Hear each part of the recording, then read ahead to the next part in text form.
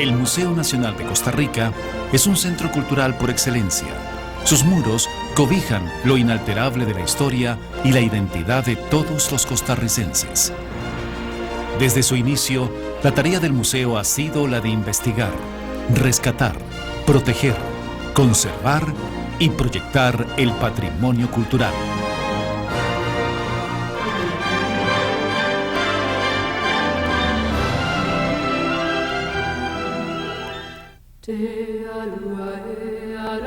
A lo largo de su centenaria historia, el Museo Nacional se ha proyectado como una institución de vocación investigadora desde su creación en 1887. Impulsa investigaciones científicas en las áreas de historia natural, arqueología e historia patria, las cuales vienen a ser la base de sus exhibiciones. Los especialistas en historia natural exploran y estudian la flora y fauna. Los arqueólogos realizan a su vez investigaciones relacionadas con las sociedades precolombinas y su forma de vida. No podemos dejar de lado la importante labor del área de museología y servicios al público, y por supuesto, el departamento de restauración, donde deben pasar muchas de las piezas que serán exhibidas en esta casa donde usted podrá encontrar mucho más que exhibiciones.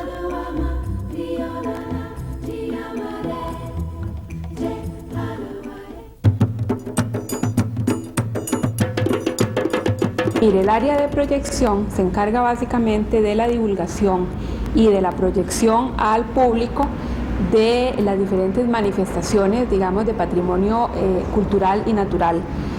De tal suerte que nosotros, mediante actividades diversas de proyección, como son las exhibiciones, los festivales de carácter cultural, los ciclos de talleres que se hacen, cursos y conferencias que ofrecemos, así como publicaciones, le damos a conocer al público, tanto costarricense como extranjero, las diversas acciones que se realizan en el museo en otros campos, así como otras muchas manifestaciones de carácter cultural que constituyen el patrimonio de todos los costarricenses.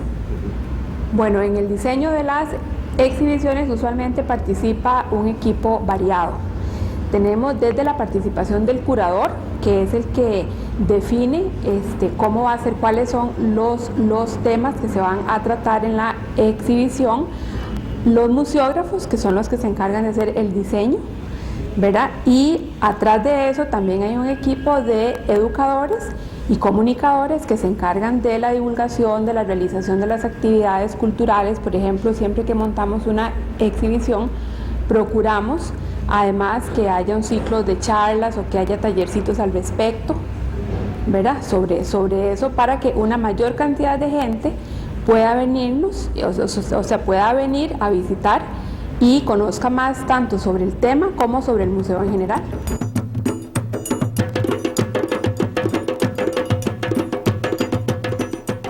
Esta sección es como quien dice la clínica del museo, donde vienen los objetos que han sufrido algún tipo de deterioro, o también tratamos de darles las mejores condiciones de almacenaje y exhibición para que no se dañen en el transcurso del tiempo. La conservación, las medidas que tomamos para conservar serían controlar la iluminación, la ventilación de los lugares, si hay o no humedad, evitar las fuentes de humedad y calores muy altos, y adecuar espacios para depositar los bienes de manera que su vida, digámoslo entre comillas, transcurra lo más saludable posible. Cuando ya el daño es irreparable o el bien ingresó al Museo Nacional en mal estado, viene para acá y se les da un tratamiento para que recobren la salud, digámoslo así. Después de que se les efectúa el tratamiento que hemos estado conversando, hay varias posibilidades. Una, que se vaya a los depósitos para formar parte del acervo patrimonial que el Museo Nacional le resguarda a la nación. Otra posibilidad es que vayan a la oficina de alguno de los investigadores que le necesita en alguno de sus estudios como una pieza importante para completar su investigación. Y otra es que vaya a ser expuesta aquí en el Museo Nacional, en alguna exhibición, o en préstamo a alguna otra instancia estatal.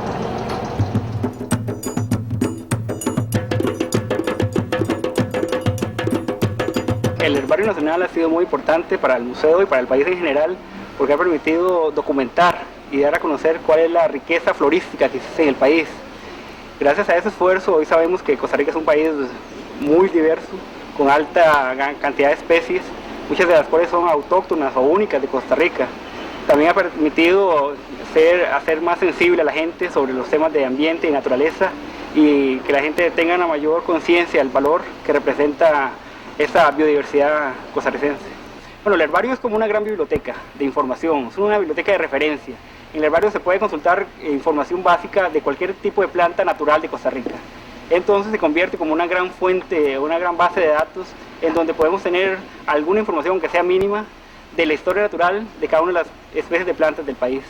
Bueno, realmente el museo desde sus inicios, hace más de 100 años, se ha dedicado a la investigación del ambiente o la naturaleza del país. Y gracias a ese esfuerzo es que hemos podido generar una gran cantidad de información. El Estado costarricense ha invertido una gran cantidad de recursos para conocer su riqueza natural.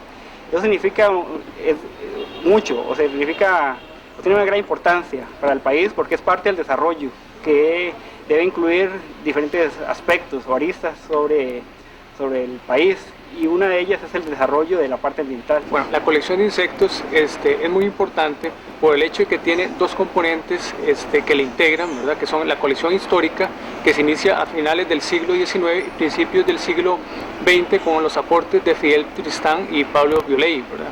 A partir de ese momento se empieza a desarrollar más adelante, años posteriores, ¿verdad?, en lo que son mariposas, hasta llegar a conformarse o transformarse en la colección de mariposas más importante del área mesoamericana, ¿verdad?, especializada en mariposas diurnas. Tan es así que llega a ser una colección de referencia científica de consulta obligatoria para todas aquellas personas que hacen trabajos con investigación en mariposas a nivel neotropical. Entonces, la colección lo que hace es documentar la distribución geográfica de todas las especies de mariposas que existen en Costa Rica, mariposas diurnas, ¿verdad?, y darnos idea de cuáles son los lugares de mayor diversidad, los lugares donde se encuentran las mariposas exclusivas de Costa Rica o del área, digamos, centroamericana, por ejemplo, ¿verdad? Nos dan idea, digamos, cómo estos organismos están distribuidos en diferentes zonas, por ejemplo, zonas de bosque, zonas de crecimiento secundario, ¿verdad? Gracias a ello tenemos la colección ingresada o los datos que contiene en una base de datos que sirve para su consulta. Entonces se pueden tener datos más precisos de las áreas más importantes de Costa Rica en cuanto a diversidad biológica en este sentido de este grupo. Lo importante de las mariposas es que están relacionadas con otros organismos dentro del ecosistema, como plantas, insectos y otros organismos que son sus depredadores. Por lo tanto, son indicadores perfectos, digamos, para indicarnos el estado de salud del ecosistema en el cual se encuentra. Durante el día yo realizo diferentes labores porque yo estoy a cargo de la colección.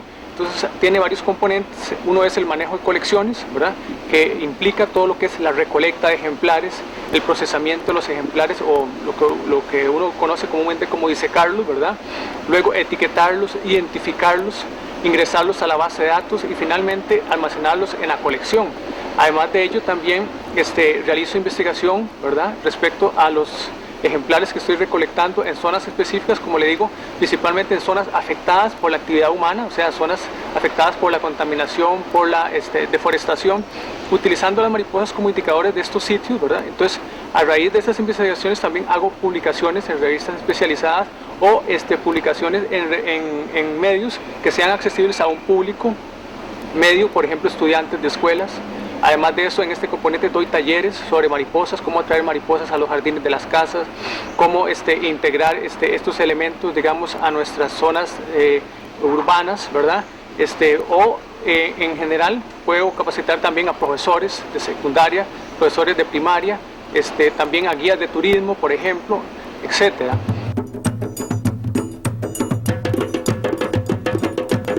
La geología es el estudio del planeta, las transformaciones que ocurren diariamente en el planeta por sismos, por erupciones volcánicas, por deslizamientos. La geología ayuda al estudio de los yacimientos minerales, a la explotación de yacimientos adecuadamente, a buscar nuevos recursos energéticos para el país o para una región o para el planeta. La paleontología es el estudio de los organismos que vivieron en el pasado. Entonces es como con un fósil se puede reconstruir el ambiente, lo que ellos comían, cómo era el clima, cómo era la vegetación, cómo era el animal en sí, con qué estaban otros animales con los que interactuaba. Entonces puede usted reconstruir una región con el estudio fósil.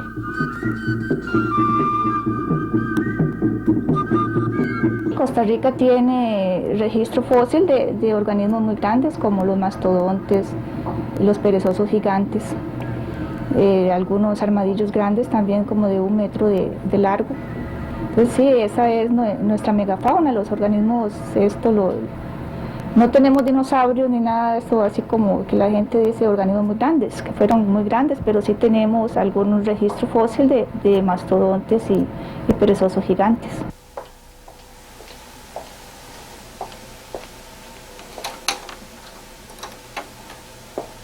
Tengo muchas cosas que hacer diariamente.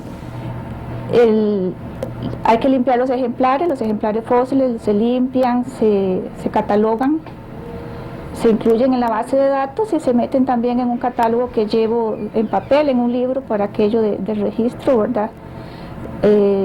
Algunos hay que restaurarlos, se mandan al taller de restauración a que ellos lo peguen, si venía quebrado, si venía con alguna fisura.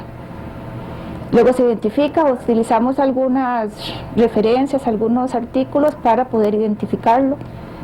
Pedimos ayuda a algunos paleontólogos extranjeros para que nos ayuden con bibliografía, porque en el país es muy poco lo que hay. Entonces con eso, por comparación, se puede identificar los ejemplares y después se hace una publicación científica para enviar a alguna revista reconocida para dar a conocer los hallazgos.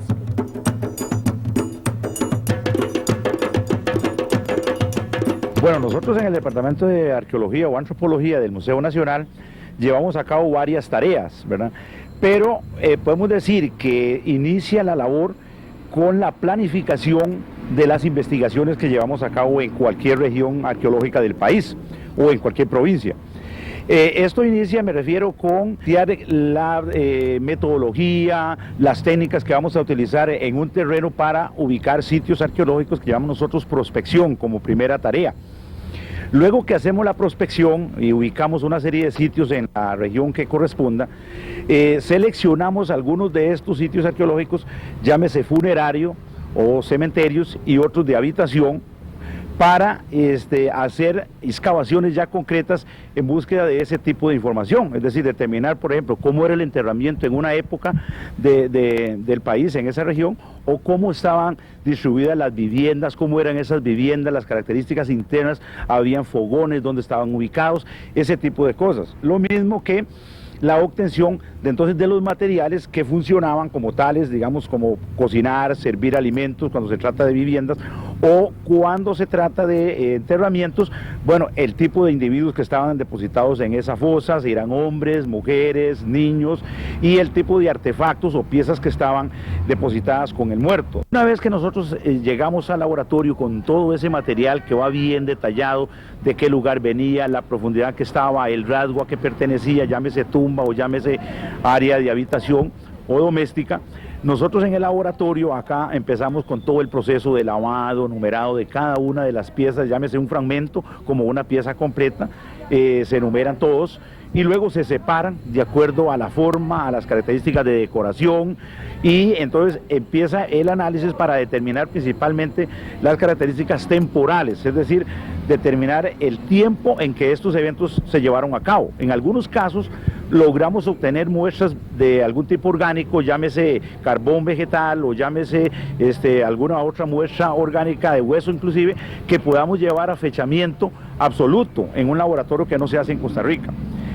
Y si no, entonces nos queda lo que llamamos nosotros la datación cruzada, que es de acuerdo a la forma y las características de las piezas, principalmente en cerámica, que va cambiando a través del tiempo, con otros sitios comparamos de la época en donde ya tengamos esos fechamientos o por lo menos una cronología relativa de acuerdo a la estratigrafía misma, es decir, a cómo están depositados los materiales.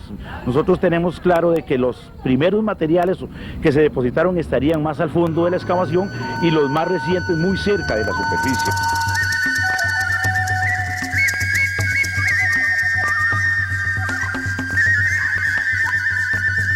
Nosotros, por lo general, en todo este trabajo, vamos a lograr materiales que son muy propensos para una exhibición y darle continuidad, digamos, al trabajo del arqueólogo en el campo y proyectarlo en la sala como tal, en las exhibiciones.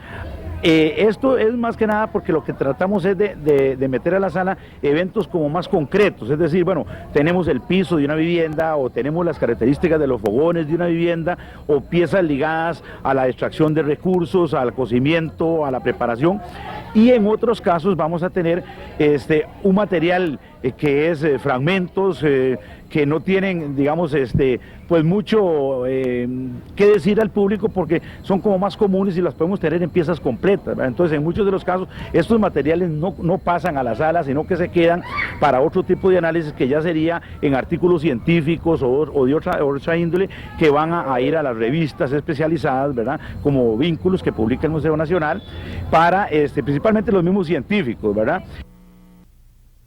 Los museos en general, no solamente museos temáticos, sino cualquier tipo de museo, ha venido cobrando una mayor importancia en esta época de tanto cambio y de tanta novedad, y es curioso eso. Y en el caso del Museo Nacional hay una razón particular. Es un museo que provee con una visión histórica del desarrollo de este país en particular. Y en estos procesos de cambio tan acelerados que ya no se miden en décadas ni en años, sino en generaciones de computadoras, es un cambio tan fuerte y tan súbito que lo único realmente que se vuelve seguro es el pasado. Y en ese sentido el Museo Nacional o museos similares proveen con un sentido de anclaje, de seguridad, de las cosas que se conocen tal y como eran, y nos da una idea también de que venimos de algún lado y de que no estamos en un vacío en el cual todo cambia tan frenéticamente que nos crea una sensación de angustia. Entonces se puede decir que de alguna manera los museos cumplen hasta con una función terapéutica, en el sentido de dar a la población de un determinado país un sentido de pertenencia, de identidad particular y de entender que para dónde se va con base en el conocimiento de dónde se viene. También permite asumir mejor todos estos nuevos cambios e incluso incorporarlos dentro de una base de desarrollo local y hacer algún discernimiento entre lo positivo que está llegando y lo negativo. Entonces los museos han repuntado en esta época de, podríamos decir, de cambio y de confusión realmente ante ese cambio y de cómo digerirlo, y sobre todo porque el cambio es tan rápido que todavía se recuerdan épocas donde las cosas eran muy diferentes, y eso permite entonces tener ese sentimiento de seguridad, digamos, ante lo que está viniendo y de toma de decisiones para lo que viene en el futuro. El Museo Nacional lo está esperando. Visitarlo puede ser una hermosa experiencia para usted y su familia. Nuestro museo cuenta todo el año con exhibiciones permanentes y otras itinerantes. Acompáñenos a conocer algo de lo que puede ofrecernos.